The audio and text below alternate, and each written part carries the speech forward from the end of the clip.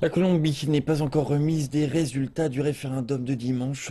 Le gouvernement colombien et les rebelles des FARC essayent maintenant de sauver le processus de paix après que les votants ont rejeté l'accord. C'est l'accord lui-même que la plupart des votants blâment puisqu'il aurait selon eux remis le pays aux rebelles. Reportage. Comment la Colombie va-t-elle sauver 4 ans de négociations de paix? C'est la question que tout le monde se pose à Bogota après le rejet d'un accord de paix entre le gouvernement et les rebelles des FARC. Lundi, le président colombien Juan Manuel Santos a appelé à une réunion politique entre les soutiens et les opposants à l'accord de paix. Une commission a été créée pour déterminer ce qui peut être fait pour sauver cet accord.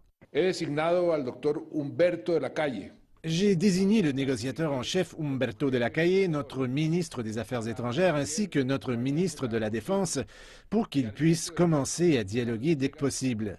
Cela nous permettra de nous attaquer aux différentes difficultés pour aboutir à un accord et réaliser le rêve colombien d'une fin de la guerre avec les FARC. Une absence remarquée à cette réunion, celle de l'ancien président Álvaro Uribe, qui a mené le camp du non. Nous demandons ce qu'est leur proposition, ce qu'est l'accord et qui parle, où ils disent que nous n'avons pas abandonné notre pays aux FARC. Nous n'avons rien entendu pour un instant. Les négociateurs pour la paix du gouvernement se sont rendus lundi soir à La Havane pour y rencontrer leurs homologues des FARC. Avant leur départ, Humberto de la Calle gardait l'espoir. La paz no ha sido derrotada. La paix n'a pas été battue. Il y a même des porte-paroles du Parti du Centre démocratique qui ont indiqué que s'ils avaient des objections sur certaines parties de l'accord, le désir de paix est universel et unanime. Les FARC et le gouvernement colombien ont maintenu leur engagement à honorer le cessez-le-feu bilatéral.